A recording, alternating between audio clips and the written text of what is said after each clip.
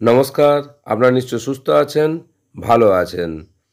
SSC 26,000 কাণ্ডে রাজ্য কমিশনকে বিরাট নির্দেশ সুপ্রিম কোর্টের।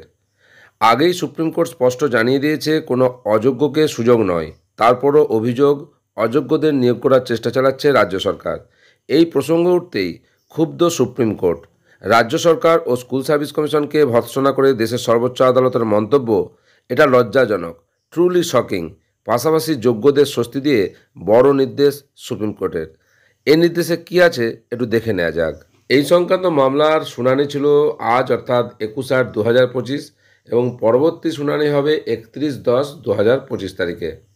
এবারে এসএসসি নিয়োগ সংক্রান্ত পরীক্ষায় যে নির্দেশিকা দিয়েছিল তাতে বলা হয়েছিল যে গ্র্যাজুয়েশন কিংবা মাস্টার ডিগ্রিতে কমপক্ষে 50% নম্বর পেতে হবে। কিন্তু মামলাকারীদের দাবি ছিল 2016 সালের ন্যায় এবারের নিয়োগ পরীক্ষাতেও গ্র্যাজুয়েশনে 45% নম্বর পাওয়া চাকুরিরত শিক্ষকদের নতুন নিয়োগ পরীক্ষায় বসতে দেওয়া হোক।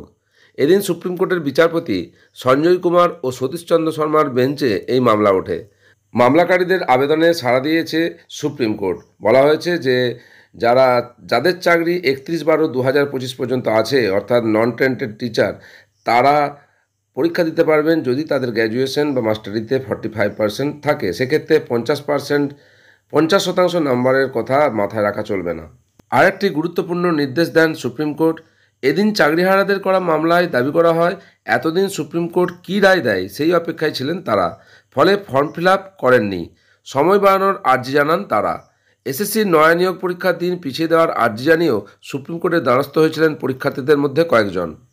চাকুরিরত যোগ্য শিক্ষক শিক্ষিকা অর্থাৎ যাদের চাকরি 31/12/2025 পর্যন্ত থাকছে, তাদের ফর্ম ফিল আপ করার জন্য অতিরিক্ত 10 দিন সময় দেওয়ার নির্দেশ সুপ্রিম কোর্টের।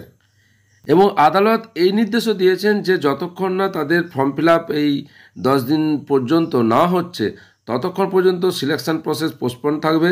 আদালতের পর্যবেক্ষণ, রাজ্য এসএসসি চাইলে পরীক্ষা পিছিয়ে দেওয়ার বিষয়টিও বিবেচনা করতে পারে। মেনে নেওয়া হলো যোগ্যদের দাবি। এসএসসি 26,000 কাণ্ডে রাজ্য কমিশনকে বিরাট নির্দেশ সুপ্রিম কোর্টের। এই নির্দেশ সংক্রান্ত তথ্য আপনাদের সঙ্গে শেয়ার করলাম। আপনারা সকলে সুস্থ থাকুন, ভালো থাকুন।